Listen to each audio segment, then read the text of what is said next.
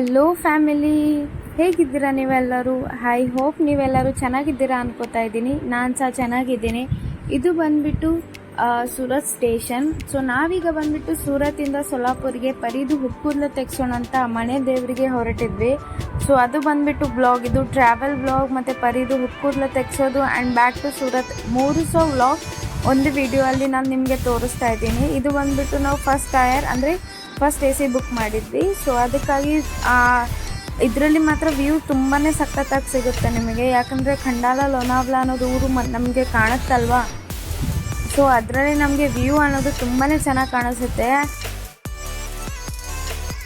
Window seat ಸಿಕ್ಕಿತ್ತು. Full Solapur ಬರೋ ತನಕ ತುಂಬಾ ಎಂಜಾಯ್ ಮಾಡ್ಕೋತಾ ಬಂದಿದ್ವಿ. ಇಷ್ಟು ಸಹ ಮಲಗಲಿಲ್ಲ ನಾವು. ಎಷ್ಟು ಮನೆಯಲ್ಲಿ ಕೆಲಸ ಮಾಡಿ ನಾನು ನಮ್ಮ ಅತ್ತೆಯವರು ಎಲ್ಲ ಮಾಡಿಕೊಂಡು ಊಟ ಎಲ್ಲ ತಂದು ತುಂಬಾ ಟಯರ್ಡ್ ಆಗಿದ್ವಿ. ನಾನು ಅಂದ್ಕೊಂಡು ಹೋಗಿದ ತಕ್ಷಣ ಮಲಗಿಬಿಡ್ತೇವೆ, ಬೇರೆ ಕೆಲಸ ಇರೋದಿಲ್ಲ ಅಂತ ಕೇಳಿ. ಬಟ್ ಅಲ್ಲಿಗೆ ಹೋದ ನಂತರ ಫ್ಯಾಮ್ಲಿ ಎಲ್ಲ ಇದ್ದರೆ ಎಲ್ಲಿ ನಿದ್ದೆ ಬರುತ್ತೆ ರೀ ನಿಮಗೆ. ಅದನ್ನು ಪರಿ ಇಷ್ಟು ಖುಷಿಯಾಗಿ ಆಡ್ಕೋತಾ ಇದ್ಲು. ಅವಳ ಗೊಂಬೆನ ನಾವು ಅಲ್ಲಿ ಸ್ಟಿಕ್ ಮಾಡಿಬಿಟ್ಟಿದ್ವಿ. ಸೊ ಅವಳು ಅದ್ರ ಜೊತೆನೇ ಆಡ್ಕೋತಾ ಇದ್ಲು. ಇನ್ನು ನಾನು ಫೋನ್ ನಡೆಸ್ತಾ ಇದ್ದೆ. ಮಧ್ಯದಲ್ಲಿ ನಾವು ಮಾತಾಡ್ಕೋತಾ ಅದೇ ಆಯಿತು. ನಮಗೆ ಎಲ್ಲಿ ಸಹ ನಿದ್ದೆ ಮಾಡಲಿಕ್ಕಾಗಲಿಲ್ಲ. ಮತ್ತು ನಮಗೆ 1 o'clock 1:30 ನಾವು ರೀಚ್ ಆಗಿದ್ವಿ ಸೊಲ್ಲಾಪುರಿಗೆ. ಸೊ ತುಂಬಾ ಮಧ್ಯರಾತ್ರಿ ರೀಚ್ ಆಗಿದ್ವಿ ನಾವು. ಇಲ್ಲಿ ನೀವು ಜಸ್ಟ್ ಗ್ಲಿಮ್ಸ್ ನೋಡಿ, ವ್ಯೂ ನೋಡಿ ಎಷ್ಟು ಚೆನ್ನಾಗಿತ್ತು. ಆ ವಿಂಡೋ ಅಲ್ಲಿ ಕುತ್ಕೊಂಡು ACಯಲ್ಲಿ ಕುತ್ಕೊಂಡು ಹೊರಗಿನ ಗ್ರೀನರಿ ನೇಚರನ್ನು ಎಂಜಾಯ್ ಮಾಡ್ಕೋತಾ ಟ್ರಾವೆಲ್ ಮಾಡ್ತಾ ಇದ್ವಿ ನಾವು. ತುಂಬಾ ಸಖತ್ತಾಗಿ ಅನಿಸಿತ್ತು ನಮಗೆ.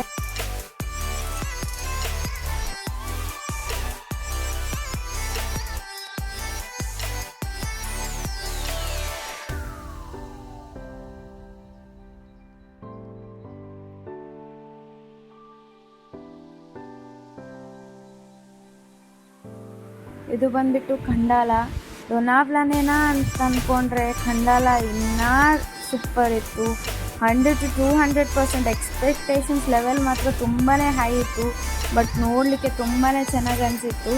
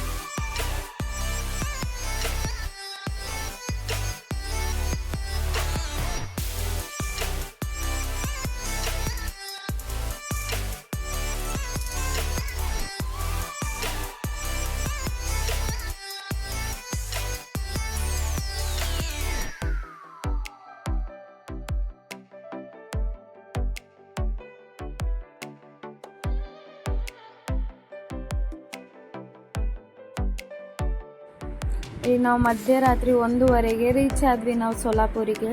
ಸೊ ಅಲ್ಲಿಂದ ಆಟೋ ಹಿಡಿದು ಹೋಗಿ ಮನೆಗೆ ಒಂದು ದಿವಸ ಎಲ್ಲ ಆಗಿ ರೆಡಿ ಎಲ್ಲ ಮಾಡ್ಕೊಂಡ್ವಿ ತುಳಜಾಪುರಿಗೆ ಹೋಗ್ಲಿಕ್ಕೆ. ನಾವು ಒಬ್ಬರೇ ಹೋಗ್ತಾ ಇರಲಿಲ್ಲ, ಫುಲ್ ಫ್ಯಾಮ್ಲಿ, ಅತ್ತೆ ಕಡೆಯವರು, ನಮ್ಮ ಕಡೆಯವರು, ಇನ್ನು ಬೇರೆ ರಿಲೇಟಿವ್ಸ್ ಎಲ್ಲ ಬರ್ತಾಯಿದ್ರ. ಸೊ ಅವರಿಗೆಲ್ಲ ಊಟ ತೀಟ ಎಲ್ಲ ಬೇಕಾಗುತ್ತಲ್ಲ. ಸೊ ಅದೆಲ್ಲ ಪ್ರಿಪ್ರೇಷನ್ ಮಾಡಿಕೊಂಡು ಅದೇನು ವಿಡಿಯೋ ತೆಗಿಲಿಲ್ಲ ನಾನು ನಿಮಗೆ, ಯಾಕಂದರೆ ತುಂಬಾ ಬ್ಯುಸಿ ಇದ್ವಿ ನಾವು.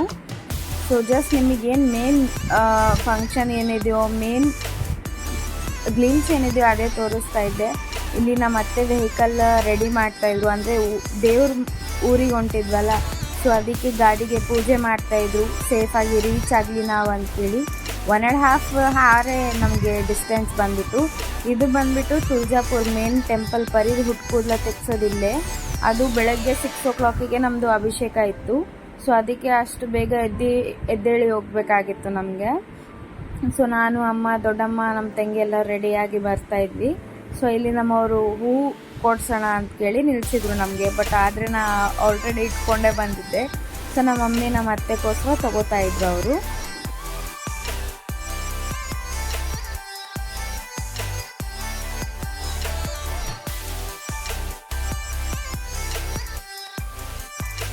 ಇಲ್ಲಿ ಪರಿ ಪಾಪ ಫುಲ್ ನಿದ್ದೆಯಲ್ಲಿ ಮಲಗಿದ್ಲು. ಆದರೆ ದೇವ್ರು ಬಂತು, ಗುಡಿ ಬಂತು ಅಂತ ಕೇಳಿ ಎಬ್ಸೋಣ ಅಂತ ಎಬ್ಸಿದ್ದೆ. ಬಟ್ ತುಂಬಾ ಕಷ್ಟದಲ್ಲಿ ಎದ್ದಿದ್ದಾಳೆ ಅವಳು. ಮಾತ್ರ ಟೆಂಪಲಲ್ಲಿ ಮಾತ್ರ ನಿಮಗೆ ಒಳಗಡೆ ಮೊಬೈಲ್ ಫೋನ್ಸ್ ತೊಗೊಳ್ಳೋಕ್ಕೆ ಅಲಾವೇ ಇಲ್ಲ, ಟೆಂಪಲ್ ಗರ್ಭಗುಡಿಯಲ್ಲಿ. ಬಟ್ ಹೊರಗಡೆ ಏನೇನಿದೆ ಅದು ನಿಮಗೆ ತೋರಿಸಿದೆ ನಾನಿಲ್ಲಿ. ಸೊ ಜಸ್ಟ್ ಔಟ್ಸೈಡ್ ಗ್ಲಿಮ್ಸ್ ನೀವು ಎಂಜಾಯ್ ಮಾಡಿ. ಯಾಕಂದರೆ ಒಳಗಡೆ ತೋರ್ಸೋಣ ಅಂತ ತುಂಬಾ ಅಂದ್ಕೊಂಡೆ. ಬಟ್ ಅಭಿಷೇಕ ನಮ್ಮದಿದ್ದು, ಅಭಿಷೇಕ ನಾವು ಹೋಗಿ ದೇವಿಗೆ ಮುಟ್ಲಿಕ್ಕೇ ಆಗಲಿ ನಮಗೆ. ಅಷ್ಟು ದೂರದಿಂದನೇ ನೋಡಿ ಬಂದಿದ್ವಿ ನಾವು. ಬಟ್ ಏನನ್ನ ಆಗಲಿ, ನಮ್ಮ ಪರಿ ಅಭಿಷೇಕ ಮಾಡಿದ್ಲು, ನಮಗೆ ತುಂಬಾ ಚೆನ್ನಾಗಿ ಅನಿಸಿತ್ತು. ಸೊ ಇದು ಬಂದುಬಿಟ್ಟು VIP ಅಭಿಷೇಕ ಅಂತೇವಲ್ಲ, ಸೊ ಅದರದ್ದು ದರ್ಶನ ಮಾಡಲಿಕ್ಕೆ ಬೇರೆಯೇ ರೂಟ್ ಇದೆ. ಸೊ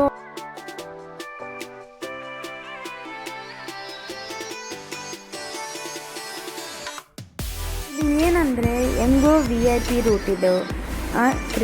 ಫ್ರೀ ದರ್ಶನ ಇಲ್ಲ ಬಿಡಿ, ಇದಕ್ಕೆ ಸಹ ಅಮೌಂಟ್ ಇರುತ್ತೆ. ಅಭಿಷೇಕ ಅಂದರೆ ಅಮೌಂಟ್ ಕಂಪಲ್ಸರಿ ಇರುತ್ತೆ.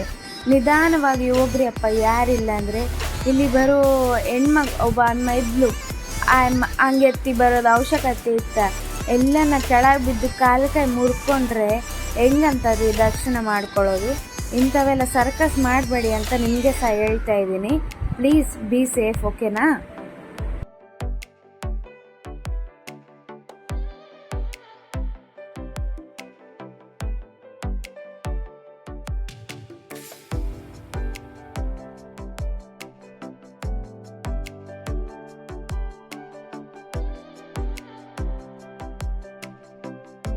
ಇಲ್ಲಿ ನನ್ನ ಬಗ್ಲಿಗೆ ಕೂತಿದ್ದಾನಲ್ಲ, ಅವ್ರು ಬಂದ್ಬಿಟ್ಟು ನನ್ನ ತಮ್ಮ ಆಗ್ತಾನೆ, ನಮ್ಮ ದೊಡ್ಡಮ್ಮನ ಮಗ.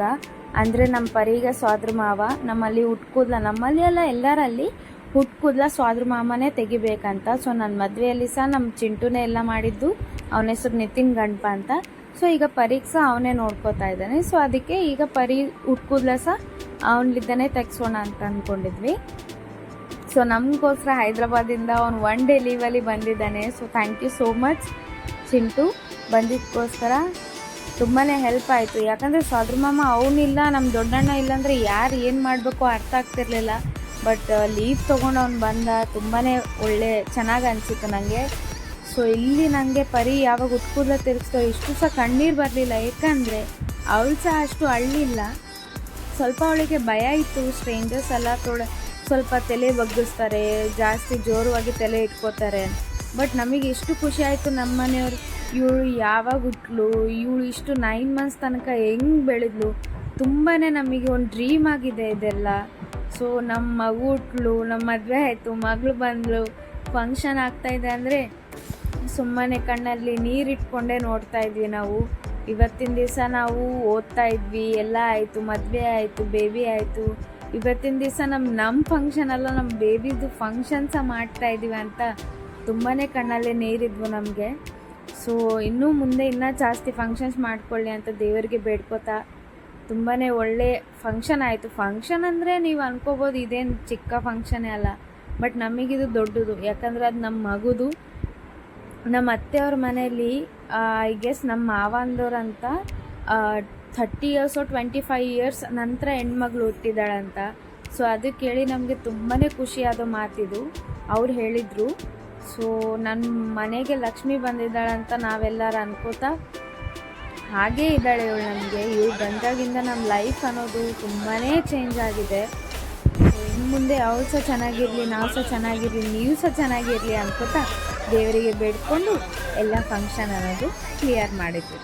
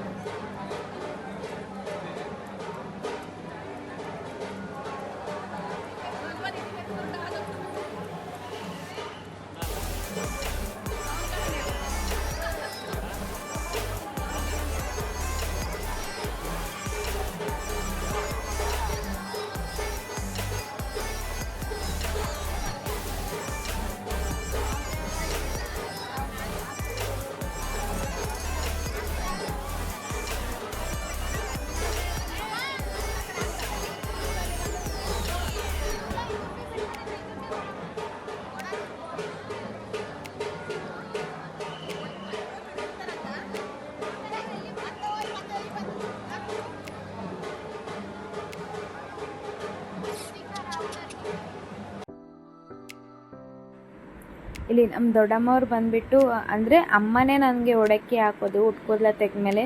ಬಟ್ ನನಗೆ ಅಮ್ಮ ಮತ್ತು ದೊಡ್ಡಮ್ಮನ ಮಧ್ಯೆ ಏನು ಹಿಂಗಿಲ್ಲಕ್ಕಿ ದೊಡ್ಡಮ್ಮನೇ ಇಬ್ಬರು ನನಗೆ ಅಮ್ಮ ಅವರೇ. ಅವ್ರು ನನಗೆ ಹಾಕಿದರೆ ತಾಯಿ ಹಾಕಿದಂಗೆ, ಇವ್ರು ನನಗೆ ಹಾಕಿದರೆ ತಾಯಿ ಆಗಿದೆ ಹಂಗೆ. ನನಗೆ ಇಬ್ಬರಿಬ್ಬರು ತಾಯಿ ಇದ್ದಾರೆ, ತುಂಬಾ ಅದೃಷ್ಟ ನನಗೆ. ಸೊ ಅದಕ್ಕೆ ದೊಡ್ಡಮ್ಮನ ಕೈಲಿದ್ದ ನಾನು ಒಡಕ್ಕೆ ಹಾಕ್ಸ್ಕೊಂಡೆ. ಅಂದರೆ ಹಾಕ್ತಾರಲ್ಲ ಕಾಮನ್ ಆಗಿ ಮಗಳು ಉಟ್ಕೋದ್ಲ ಅಂದಮೇಲೆ ಹಾಕ್ತಾರೆ.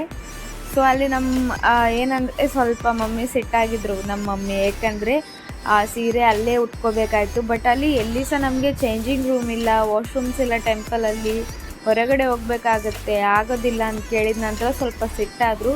ಅದಕ್ಕೆ ಮೈ ಮೇಲೆ ಬಟ್ಟೆ ತೊಡಿಸಿ ಅವ್ರು ಸಹ ಖುಷಿಯಾದರು, ನಾನು ಸಹ ಖುಷಿಯಾದೆ.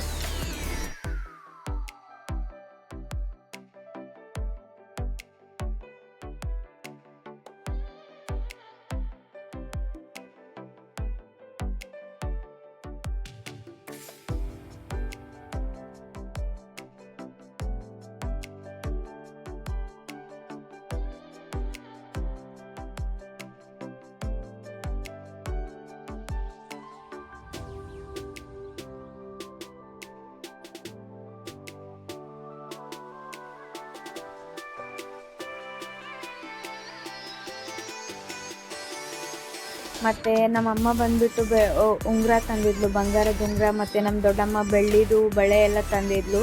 ಆ ಉಂಗುರ ಇಟ್ಟಿದ್ನಷ್ಟು ನಮ್ಮ ಪರಿ ನೋಡಿ ಅದನ್ನೇ ನೋಡ್ಕೋತಾ ಇದ್ಲು. ನಂತರ ನಮ್ಮ ದೊಡ್ಡಮ್ಮ ಅವಳಿಗೆ ಬೆಳ್ಳಿ ಬಳೆ ಹಾಕಿದ್ಲು.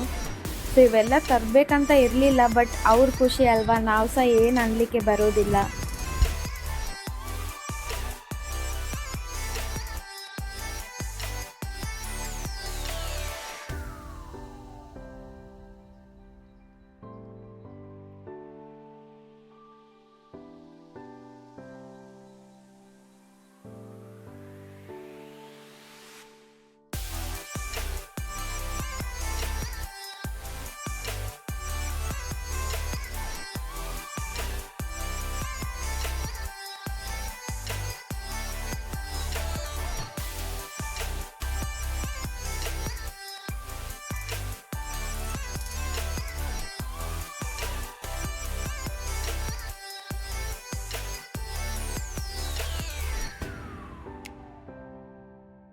ಸೊ ಇದು ಬಂದ್ಬಿಟ್ಟು ಆಫ್ಟರ್ ಸೂರತ್. ಮತ್ತು ಹಣ್ಣಲ್ಲ, ನಿಮಗೆ ಹೆಲ್ತ್ ಇಶ್ಯೂಸ್ ಇದ್ದಾವೆ. ಸೊ ಏನು ಸಹ ಶೂಟ್ ಮಾಡಲಿಕ್ಕಾಗಿಲ್ಲ. ದೇವ್ರ ದಯಲಿದ್ದ ಆ ಫಂಕ್ಷನಲ್ಲಿ ಸ್ವಲ್ಪ ಆ್ಯಕ್ಟಿವ್ ಆಗಿದ್ದೆ, ಅಷ್ಟೇನು ಅನಿಸ್ಲಿಲ್ಲ ನನಗೆ. ನಂತರ ತುಂಬಾ ಅಂದರೆ ತುಂಬಾ ವೀಕ್ ಆಗಿಬಿಟ್ಟಿದ್ದೆ ನಾನು. ಏನಕ್ಕೋ ಏನೋ ರೀಸನ್ ಇದೆ. ಸೊ ಅದು ಇಷ್ಟು ಓಪನ್ ಆಗಿ ಹೇಳಲಿಕ್ಕೆ ಆಗೋದಿಲ್ಲ.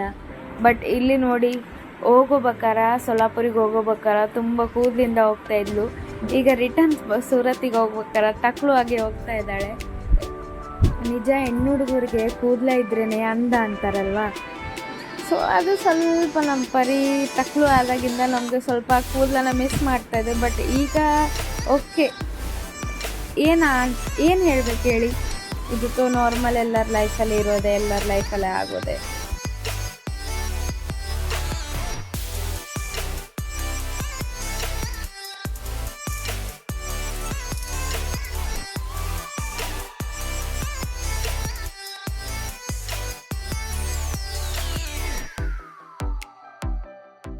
ನಂತರ ಈ ವ್ಯೂ ನೋಡ್ಕೋತ್ರ ನಾವು ರಿಟರ್ನ್ ಹೋಗೋತ್ನಾಗ ನಮ್ಮ ಅತ್ತೆ ಮಾವ ಬರಲಿರಲಿಲ್ಲ.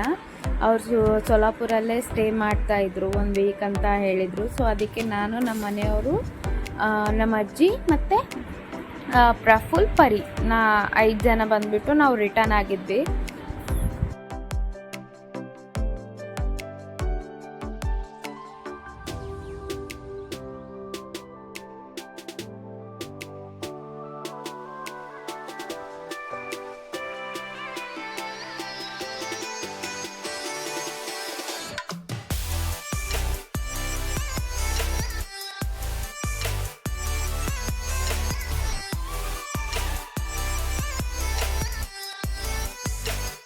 ನಮ್ಮ ಫ್ಯಾಮ್ಲಿದು ಎಲ್ಲ ಫೋಟೋಸ್ ಹಾಕ್ತೇನೆ, ಒಂದು ಸತಿ ನೋಡಿ. ಯಾಕಂದರೆ ವಿಡಿಯೋ ಆಗಲಿ ತೆಗಿಲಿಕ್ಕಾಗಲಿಲ್ಲ. ಎಲ್ಲರೂ ರಿಲೇಟಿವ್ಸ್ ಬರ್ತಾರೆ, ಅವ್ರಿಗೆ ಬಡಿಸೋದಿರುತ್ತೆ, ಅವ್ರಿಗೆ ಮಾತಾಡೋದಿರುತ್ತೆ. ಅದರಲ್ಲಿ ನಾನು ಫೋನ್ ತೆಕ್ಕೊಂಡು ಮಾತ್ರ ಕೊಡ್ಲಿಕ್ಕಾಗೋದಿಲ್ಲಲ್ಲ. So please see the photos and enjoy.